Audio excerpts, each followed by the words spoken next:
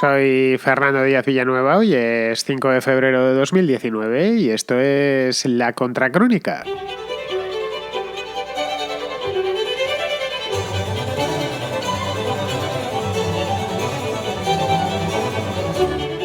Un tipo llamado Nayib Bukele es desde ayer nuevo presidente de la República de El Salvador.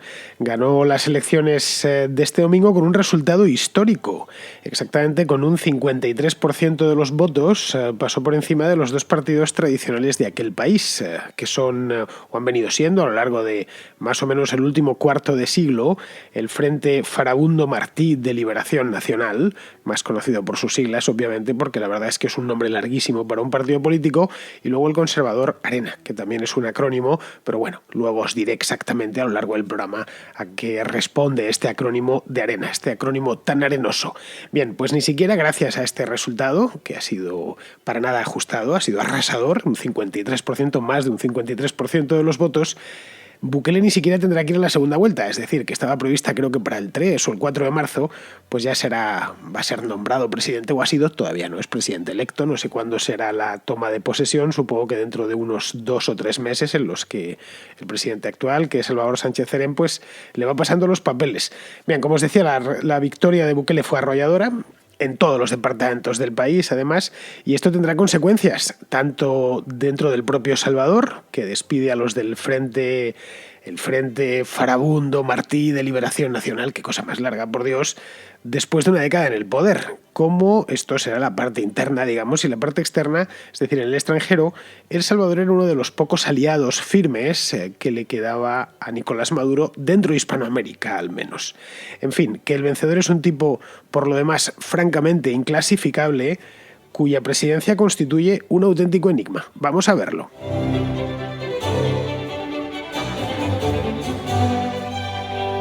A lo largo del día de ayer, supongo, y de anteayer, sobre todo más el domingo, aunque también bastante el lunes, que es cuando salieron los resultados, me sorprendió lo rápido que fueron. De hecho, aplacé el programa para hacerlo hoy martes, cuando debía hacerlo ayer lunes. Me gusta hacer los programas electorales normalmente el día siguiente, a veces espero un día, eso sí. Y no lo hice por una razón sencilla, os lo digo con el corazón en la mano. Lo hice porque pensé que iban a tardar 2 o 3 días en recontar los votos. Ojo, no sería la primera vez que en uno de estos países de Centroamérica tardan 4 o 5 días en hacer el conteo final. Entonces, como no apostaba yo mucho porque fuesen a tardar solo unas pocas horas, pues nada, me puse con otro tema que podía haber hecho hoy sin ningún problema y lo dejé para el martes. Pero bueno, no hay mal que por bien no venga, me ha dado tiempo a leer más sobre este asunto, a tener los datos finales. Pero vamos, insisto, podía haberlo hecho ayer, porque estaban de madrugada, la madrugada española, estaban ya los resultados prácticamente escrutados al 100%. Pero bueno, esto es el nombre de Nayib Bukele, que no suena, la verdad, muy salvadoreño. Se llama Nayib Bukele porque es hijo de un emigrante palestino que llegó a El Salvador hace ya muchos años, los años 50 o 60. Bueno, hay una pequeña comunidad palestina en El Salvador, también la hay en Honduras, mucho más grande, por cierto. El candidato a la presidencia de Honduras el año pasado, Salvador Nassan Raya se llama, que terminó al final quedándose con las ganas, también pertenece a esa pequeña comunidad palestina. Bien, pues este Bukele pertenece, es de segunda generación, obviamente. De palestinos solo le queda el apellido y el nombre, no, y nada más, porque por lo demás es un salvadoreño pues del principio a fin. Bien, pues habréis oído hablar de él, de Bukele, y la verdad es que no por nada, sino porque acaba de ganar las elecciones y acaba de hacerlo además de una manera bastante contundente. El Salvador es un país pequeño, muy pequeño realmente, es el más pequeño de la América continental, no de toda América, porque como bien sabéis en el Caribe, en las Antillas, hay un montón de islitas pequeñas, que algunas son del tamaño de un sello de correos o casi. El Salvador no, El Salvador es bastante más grande, tiene digamos que reúne unos cuantos sellos de correos, no muchos, pero vamos, es un país pequeño en comparación con los países, tanto los de Centroamérica, que ya de por sí no son muy grandes, como por supuesto con las grandes repúblicas que hay tanto al norte como al sur de América. Pero bueno, dentro del continente, de la tierra firme, que se decía en los tiempos del virreinato, es el país más pequeño. Diréis, bueno, si el continente era la tierra firme, ¿cómo llamaban al otro? Pues al otro lo llamaban las islas del mar océano. Si es que nuestros antepasados hablaban un castellano mucho más bonito que el nuestro. Bien, cuando digo que es pequeño, es que es pequeño, incluso para los estándares europeos. El Salvador tiene más o menos el tamaño de Eslovenia o de Israel. De hecho, es un poquito más grande que Israel, pero vamos, muy poco, solo unos 1000 kilómetros cuadrados más. A cambio, Es pequeñito, pero a cambio está superpoblado. Tiene 7,5 millones de habitantes que habitan, además, están todos en... Pues ni siquiera es el único país de Centroamérica que no tiene acceso a los dos mares, al Caribe y al Pacífico, solo tiene acceso al Océano Pacífico y están pues en la cordillera, un altiplano, un par de valles, la cordillera centroamericana, la cordillera volcánica y la llanura costera. Total, que como el suelo es fértil y el clima es privilegiado, porque en esas latitudes y en Centroamérica el clima es un auténtico privilegio, es decir, ahí crece de todo y lo hace a buen ritmo además, pues la población crece también y la población, por lo tanto, es grande. Bien, el país, como supongo que ya sabréis, padeció una guerra civil, aunque no guerra civil en el sentido en que podemos imaginarlo, al menos en España. Es decir, no hubo frentes y dos bandos claramente delimitados. Fue esto que se conoce como guerra de baja intensidad. Fue una guerra de guerrillas que en El Salvador tuvieron los guerrilleros. El Frente Farabundo Martí, este del que hablaba hace un momento, era parte de la guerrilla. Llegaron incluso a sitiar la propia ciudad de San Salvador. Fue una guerrilla bastante exitosa, sobre todo si la comparamos con la de Guatemala, que no tuvo... También es verdad que estaba menos fracturada y fragmentada que la de Guatemala. Pues nunca llegó a tener tanto éxito como la salvadoreña, pero bastante menos éxito que la nicaragüense, que los sandinistas que consiguieron en 1979 hacerse con el poder. En El Salvador nunca consiguieron hacerse con el poder. Aún así, a la vuelta de 12 años de guerrilla, pues el asunto estaba enquistado. Yo, desde luego, por mi edad, pues recuerdo, cuando era niño, que eran comunes las noticias malas, quiero decir, de El Salvador. Cada 2 por 3 había problemas allí, salían imágenes de bombardeos, de atentados, etc.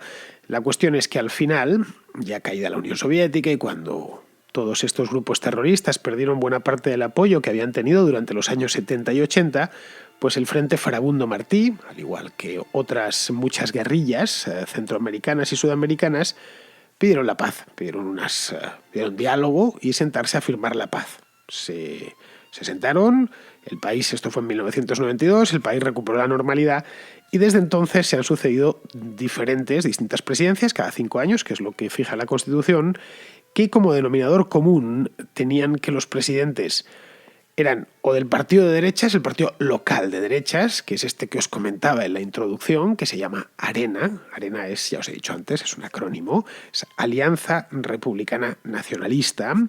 Y luego el de izquierdas, que es el Frente Farabundo Martí de Liberación Nacional, que exactamente es FFMLN. Parece una contraseña de estas para poner en un teléfono o en un sitio web. Pero bueno, la cosa es que ellos utilizan la... Es impronunciable, pero utilizan el acrónimo, por si tienen que colocar una palabra tan grande. En fin, ahora que han perdido las elecciones, además las han perdido bien, han quedado los terceros, ha sido una auténtica hecatombe para el frente, pues quizá deberían plantearse, aunque solo sea efectos de marketing, cambiarse el nombre. No estaría mal, llamarse Frente Sin Más, que es por lo demás como se les conoce en El Salvador. Bien, los gobiernos del frente, del FFMLN, corresponden a los últimos 10 años. La última década ha estado presidida en El Salvador por 2 presidentes de izquierdas. Podríamos decir, si queremos forzar un poco la nota, izquierda chavista, pero no han sido exactamente izquierda chavista. Ni Mauricio Funes, ni el último, Sánchez Cerén, que todavía es presidente, lo será hasta que tome posesión el nuevo, han sido de izquierdas afines al chavismo, pero no al 100% chavista. Por ejemplo, nunca ingresaron al país en el ALBA, que es la alianza esta bolivariana, que montó Chávez en el año 2004 para contrarrestar el ALCA. Creo que el ALBA sigue existiendo, aunque supongo que tendrá ya muy poquita actividad. Deben quedar en el ALBA pues la propia Venezuela, Ecuador creo que también salió, le echaron, Bolivia y Nicaragua. Es una alianza bien cortita. Bueno, son, como os he dicho muchas veces, los hijos de Chávez. Pues uno de esos hijos, aunque este era un hijo putativo, que era El Salvador, pues entiendo que a partir de, pues según tome posesión Bukele, pues lo terminará de perder. Bien, el primer presidente del Frente se llamó Mauricio Funes. Vamos a quedarnos con ese nombre. Era un periodista de izquierdas que se hizo con el poder en el año 2009. Estaba todavía el chavismo, de hecho estaba el chavismo en su punto álgido. Ya había empezado a decaer en algunos lugares de América, por ejemplo en Paraguay, donde la presidencia de Fernando Lugo no salió como estaba previsto, por lo menos como estaba previsto en Caracas. Pero vamos, todavía en 2009 Venezuela no se había terminado de hundir y podríamos decir que Chávez estaba en la parte alta del ciclo. partir de ahí, ya a partir de 2009, la cosa empezó a ir a peor y bueno, pues hasta su muerte ya en 2013 y posteriormente pues lo que tenemos en el día presente.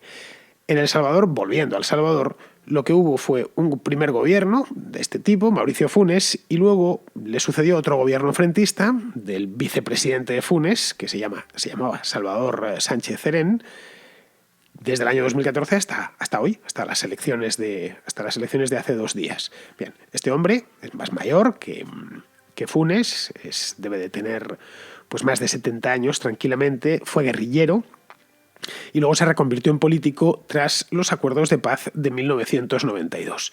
Digamos que en buena medida El Salvador ha tenido un chavismo light en los últimos 10 años. Una cosa, no forzaron el cambio de instituciones, por supuesto no abolieron la Constitución, no abrieron una constituyente, ni tuvieron ninguna intención de hacerlo, tampoco acabaron con la dolarización del país, es decir, no aplicaron el programa chavista completo. Probablemente porque en el caso de haberlo intentado pues se les hubiese levantado el país. Pero vamos, el hecho es que en otras cosas sí procuraron pues poner el ventilador, programas sociales y todas estas cosas, alinearse diplomáticamente con Venezuela y con Cuba, pero de puertas adentro no fue llamémoslo, un chavismo hard, en absoluto. La pregunta, por lo tanto, ya ahora que más o menos has hecho la introducción, es por qué se ha roto el bipartidismo que presidía la vida política salvadoreña desde hace 25 años. Todos esperaban, ya el año pasado, sabían que el gobierno del Frente estaba muy desgastado y que era una cuestión de tiempo que llegase Arena. De hecho, las elecciones legislativas, se renovaba el año pasado la Cámara Legislativa, es unicameral El Salvador, Arena ganó y se pensó que este año pues el candidato Arena, que es un empresario, un tipo llamado Carlos Callejas, si mal no recuerdo, pues que iba a ganar las elecciones sin demasiados problemas. Que este hombre, que el señor Calleja, pues iba a llegar, iba a ganar porque les tocaba, porque después de 10 años les tocaba a ellos, igual que se habían estado turnando más o menos en el poder. Pero ha sucedido que les ha aparecido alguien, en principio de fuera, no es totalmente de fuera, pero bueno, y ha terminado robándoles el bocadillo, bueno, habría que decir aquí la pupusa, que por cierto es un plato típico de El Salvador que está muy bueno, pues ha terminado robándoles la pupusa o la enchilada, como queráis llamarla, delante de sus propias narices. Y esta yo creo que es la pregunta que se están haciendo en El Salvador todos desde hace un par de días.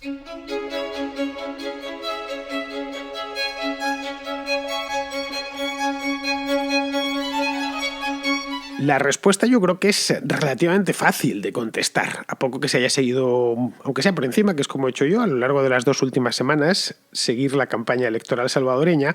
Yo creo que ha sido por hartazgo. Es decir, ninguno de los dos partidos a lo largo de los últimos 20-25 años, desde que se terminó el tema de la guerrilla, ha sabido poner coto a las 3 lacras que azotan este pequeño país. ¿Sabéis cuáles son esas lacras? ¿Cuáles son esas 3 cosas que estos 2 partidos no han sabido ver? La primera es la inseguridad. La inseguridad ciudadana, es decir, que se puede salir a la calle, pero el riesgo de que te roben, de que te extorsionen, de que te secuestren o incluso de que te maten es bastante alto. La segunda es la falta de oportunidades. La falta de oportunidades para el salvadoreño a pie, que estudia, aunque sea solo haya hecho la escuela primaria y, por supuesto, si va a la universidad tampoco es que tenga grandes oportunidades de emplearse dentro del país y esto le empuja fuera. Es decir, como consecuencia de las otras dos, la inseguridad y la falta de oportunidades, aparece la emigración anual de miles de personas. La parte más joven del país termina saliendo de cualquier manera, especialmente en dirección a los Estados Unidos. Luego, una vez allí, pues envían remesas, normalmente la mayor comunidad de salvadoreños creo que está en el sur de California, en torno a la ciudad de Los Ángeles, pues una vez allí a Los Ángeles lo que hacen es enviar dinero a sus familiares. Lo que ha terminado convirtiendo a la economía salvadoreña en una adicta a estas remesas. Es decir, sin estas remesas el país, si no quiebra, pues estaría bastante cerca de quebrar. No olvidemos que El Salvador, como os he dicho antes, está dolarizado. Es, junto a Panamá y a Ecuador, los únicos 3 países en toda América que están 100% dolarizados, oficialmente dolarizados. Hay otros en los que se utiliza mucho el dólar porque la moneda local tiene poco valor. Leas el caso de Cuba o leas el caso de Venezuela, donde efectivamente el peso cubano existe y el bolívar también, pero si un venezolano o un cubano echan mano a un dólar, pues no lo van a soltar fácilmente. En el caso de El Salvador es que es la única moneda que tienen.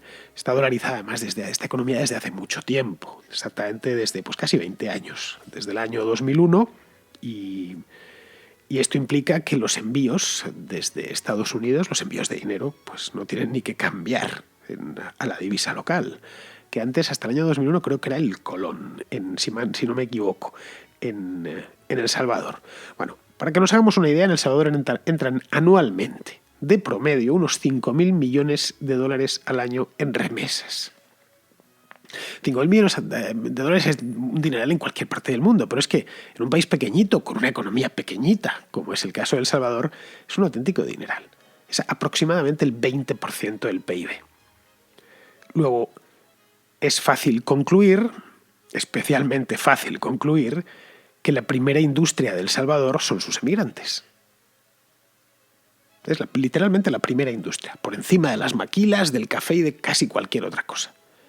Normal que ningún gobierno haya querido acabar con la emigración, por mucho que los sucesivos presidentes de los Estados Unidos, desde, qué sé yo, Ronald Reagan, pues vienen diciendo y haciendo pataletas y diciendo que a ver cuándo esto se para y a ver si en el Triángulo Norte de Centroamérica las cosas mejoran un poquito, porque no hacen más que entrarles emigrantes ilegales uno tras otro, que además por lo general no regresan a su país.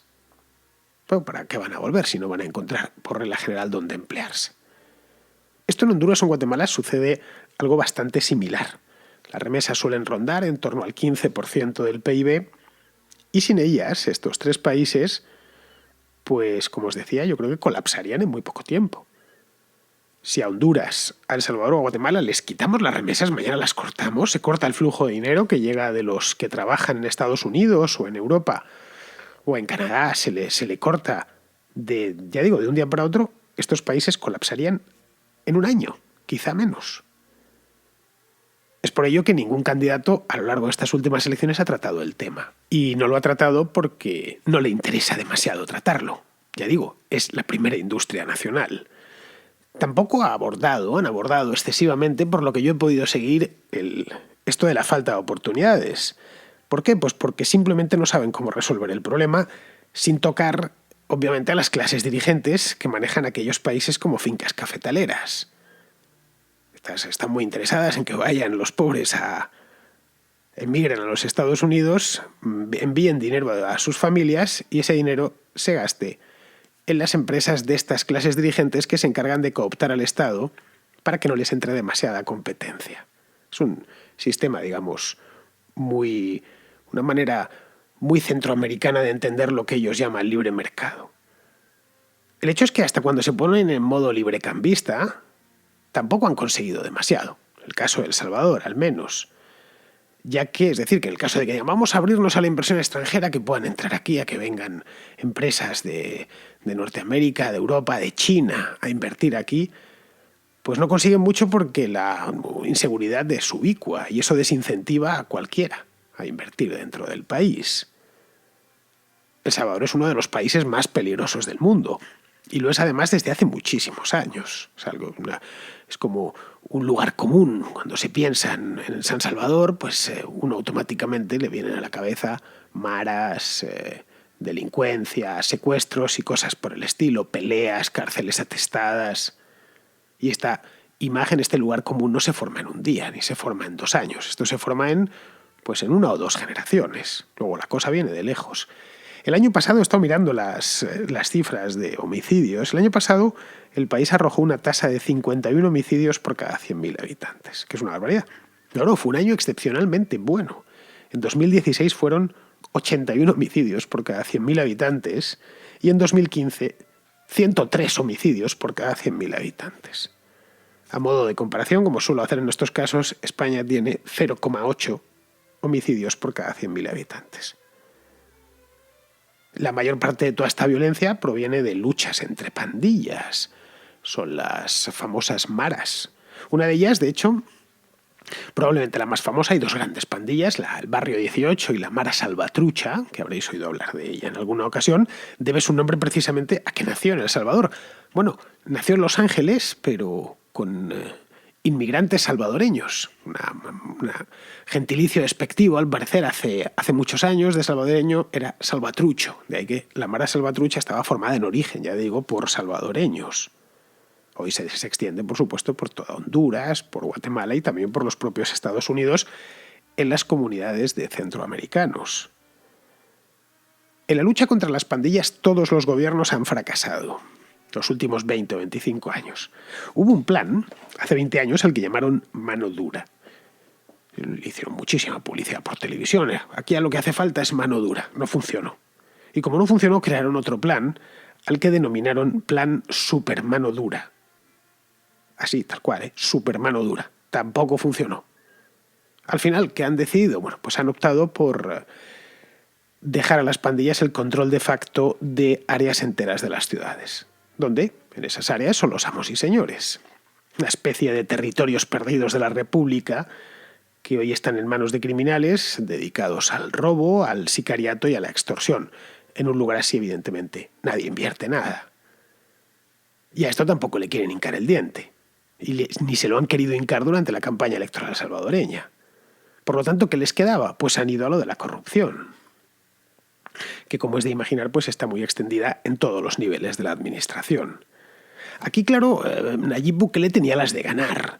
Se presentaba por un partido que nunca ha gobernado previamente. El partido, las siglas con las que él se presentaba eran Gana. Sí, tal cual, Gana. Esto de buscar, pues eso, acrónimos ingeniosos es una cosa bastante, en serio, bastante de Centroamérica. En Guatemala los tenían también. Gana significa textualmente Gran Alianza por la Unidad Nacional. Bueno, pues claro, Gana nunca ha gobernado. Entre otras cosas porque se fundó en el año 2010. Los de Arena, por ejemplo, sí tienen casos de corrupción. Un presidente suyo, Elías Antonio Saca, llamado comúnmente Tony Saca, literalmente además es que el tipo tiene cara de mafioso. Este fue presidente entre 2004 y 2009. Bueno, pues este está acusado de malversación. Y los del frente tienen a Mauricio Funes, que estaba huido de la justicia. De la justicia salvadoreña, al menos. Está huido en Nicaragua. Y la justicia le busca por enriquecimiento ilícito. Claro, de Bukele todavía no pueden decir nada. Antes de presentarse fue alcalde de San Salvador. Y antes de eso, alcalde de una ciudad más pequeñita llamada Nuevo Cucaxtlán, que es una ciudad satélite al sur de la capital. En San Salvador hizo una serie de reformas en el centro urbano, algo cosmético. Asfaltó las calles, iluminó edificios oficiales, etc. Al parecer dejó una deuda considerable, que a los capitalinos pues no les gusta demasiado. Pero claro, las fotos de postal con el centro de San Salvador iluminado le han servido de campaña de marketing para la elección presidencial. Porque lo de Bukele, al menos es lo que yo he visto, es esencialmente marketing. Es un tipo joven, tiene 37 años, es agraciado físicamente, pues sobre esta base ha ido regalando los oídos al personal, asegurando que con él la corrupción se va a acabar, por supuesto, por decreto, y que El Salvador empieza una nueva etapa histórica. En lo referente a sus simpatías internacionales, pues es un tanto ambiguo. Dice, por ejemplo, que le gusta López Obrador, pero que rechaza a Maduro. Diréis, ¿por qué? Bueno, pues porque uno está de moda y el otro está en las últimas. Y si lo que vas es de gran campaña publicitaria, por cierto, él es de profesión publicista, el tal Bukele. No es por lo demás un tipo ideológico. Su carrera, de hecho, la empezó en el Frente Farabundo Martí. Fue alcalde de San Salvador por el Frente. Luego se fue de ahí porque no consiguió que le hiciesen candidato y no se le conoce inclinación política más allá de la de estar en el poder, de la de ser alcalde y ahora presidente. No sé por qué, pero a mí es un tipo, os lo digo sinceramente, que me produce una profunda desconfianza. Un tipo sin más oficio que la política y sin principios conocidos. Es decir, esa clase de gente dispuesta a cualquier cosa con tal de mantener el poder. No lo sé, quizá me equivoque y resulta ser un presidente ejemplar, íntegro, y que dentro de 5 años se despide con un expediente impecable. De hecho, espero equivocarme, en serio, porque los salvadoreños ya han padecido demasiados ladrones. Pero, de verdad, yo que ellos extremaría las precauciones.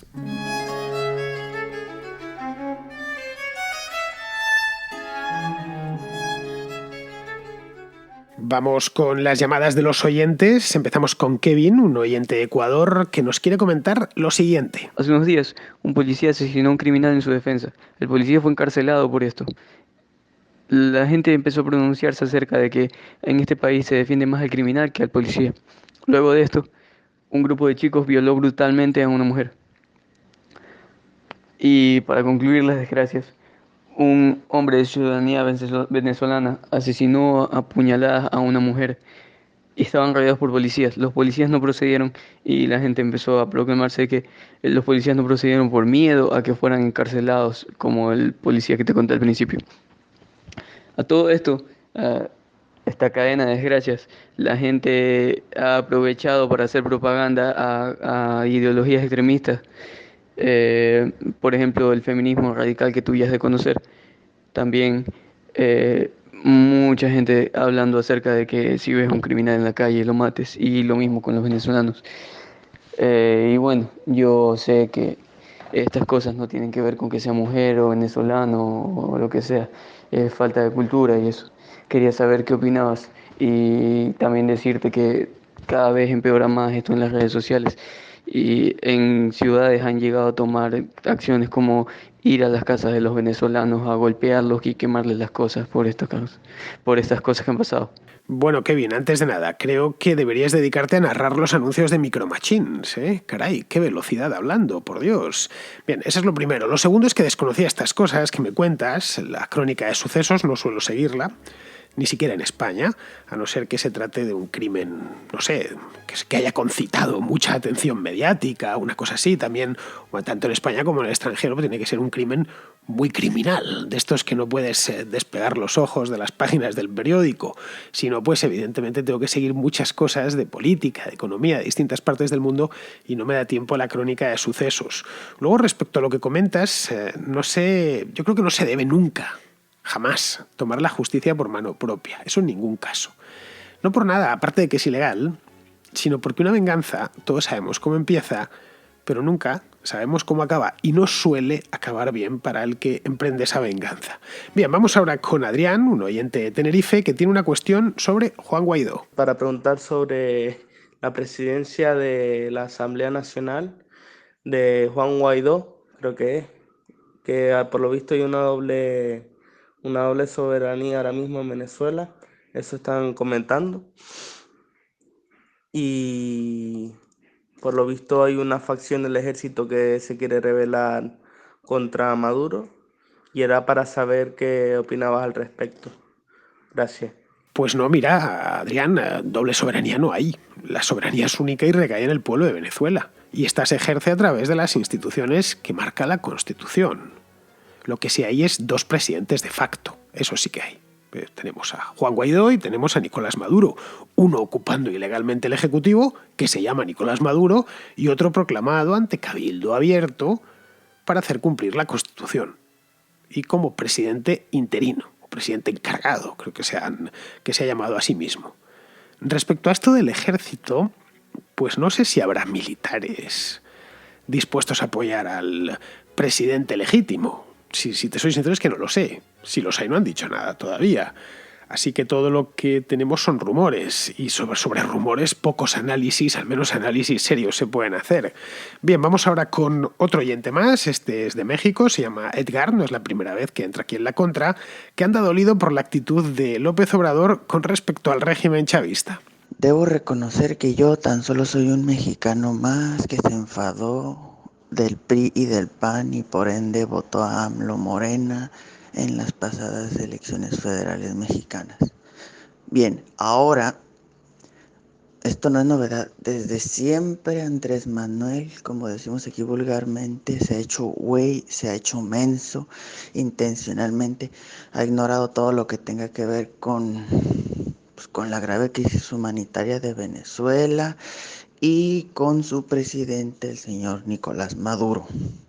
Bien, te mando un enlace de un video sobre una mujer que lo increpa sobre eso y AMLO pues muy burdamente dice: yo no me meto en asuntos de otro país.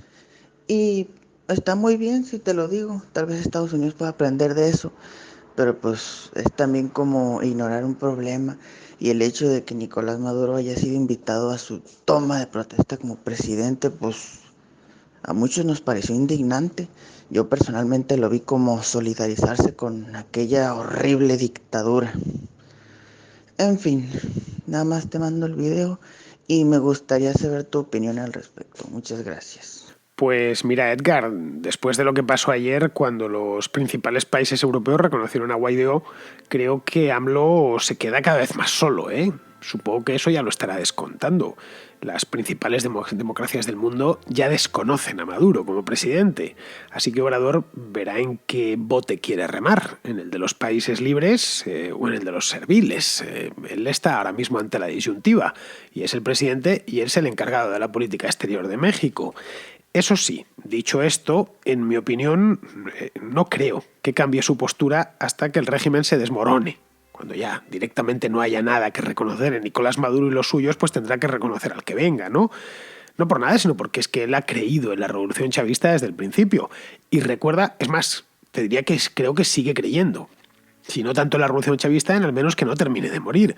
Pero recuerda que la secretaria general de Morena, la Jade Cole Polensky esta, de la que hablaba yo aquí el mes pasado, esta es una chavista de la cabeza a los pies. Así que, no, sinceramente, no creo que cambien de postura hasta el último momento.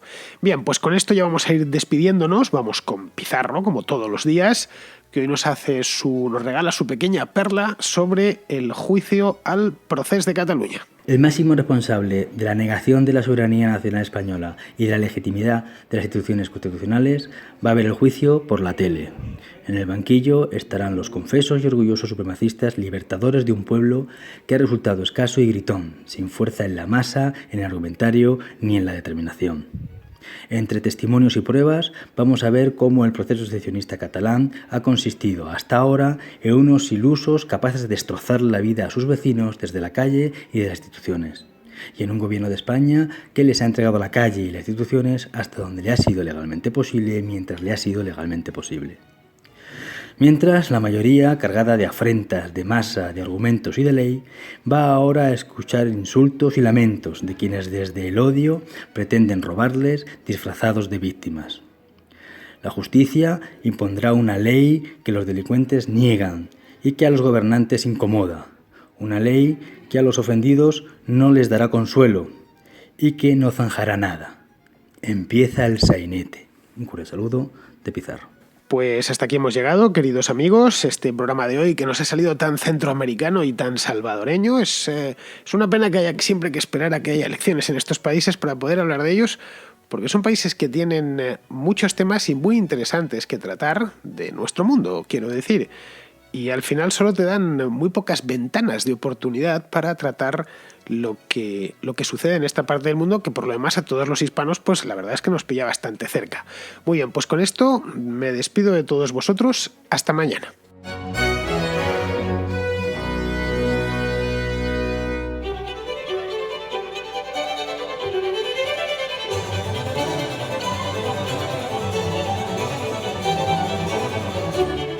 La Contracrónica y la Contrahistoria son dos programas de radio independiente que existen gracias a sus oyentes. Si te gustan, puedes patrocinarlos. Lo puedes hacer de dos maneras, a través de patreon.com/Díaz Villanueva o instalando la aplicación de iVoox en tu teléfono y pulsando la tecla Apoyar. Solo por ser patrono podrás escuchar El Contrapunto, un programa musical distinto a todos los demás. Pero, sobre todo, hazte patrón para que la Contracrónica y la Contrahistoria se sigan emitiendo por los siglos de los siglos. Amén.